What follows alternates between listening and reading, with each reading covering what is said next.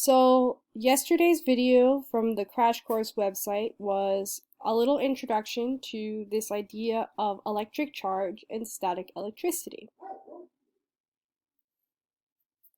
So the first thing we need to talk about is what is electric charge? So electric charge is a property that leads to electromagnetic interactions between the particles that make up matter. An object can have either a positive or a negative charge, or it can have no charge. And if it has no charge, it's said to be neutral.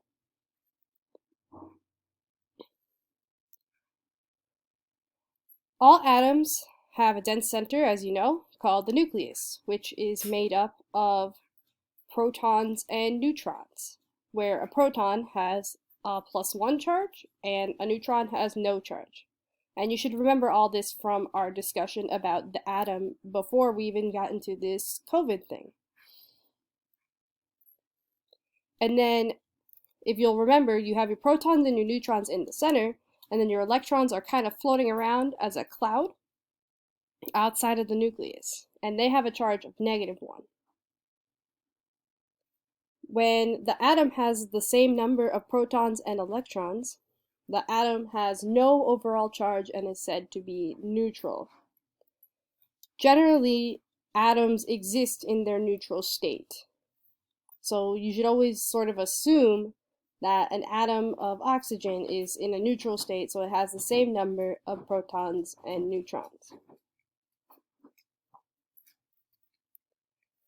Atoms can lose or gain electrons. When this happens, the atoms have an overall positive or negative charge, and it is called an ion. So, if you remember this idea of making like ionic bonds, the one atom would take away the electrons from another atom, and so the one that got electrons stolen would be your positive ion, and the one that received the electrons by stealing would be your negative ion.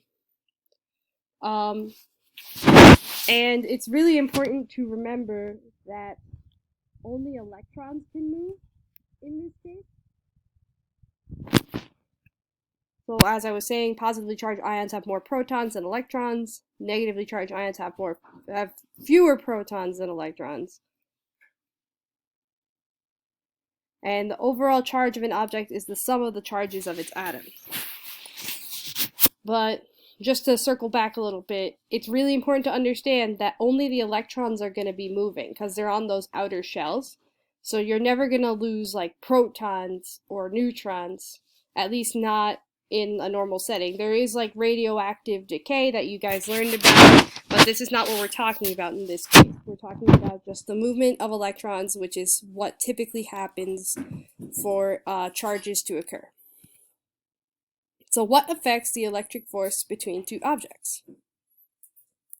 So any two charged objects exert a force on each other called an electric force.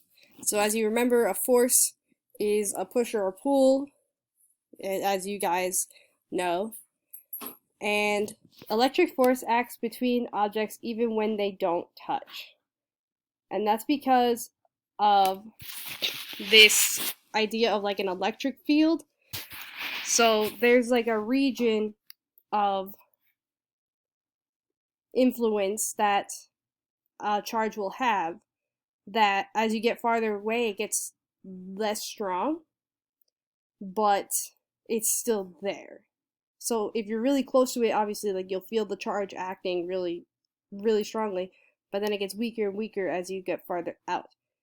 But it's still there, so the forces don't have to touch for the electric force to work on an object. Electric force can either pull objects together or push them apart. And like I said, how strongly the electric force pushes or pulls depends on both the charge of each object and how close together the objects are. So that distance really makes a difference. Now here's a really important thing. If objects have the same charge or like charges, they're going to repel each other. The objects exert an electric force that pushes them apart. So if you have a positive and a positive together, you're going to get repulsion happening, and they're going to want to stay as far away from each other as possible because they're the same, and the same charges don't like to be together. But if they're different charges or unlike charges, they're going to attract each other. And each object exerts a force onto each other which pulls the object together. The greater an object's charges, the greater the electric force is. This is true whether the objects repel or attract each other.